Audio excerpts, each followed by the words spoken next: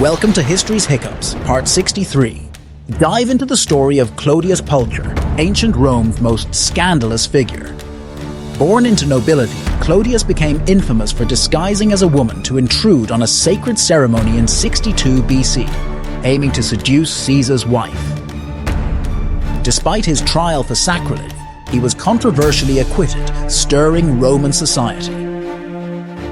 Clodius cleverly changed his social class to gain political power, becoming tribune and pushing reforms to win the masses, yet sparking violent feuds with rivals like Cicero.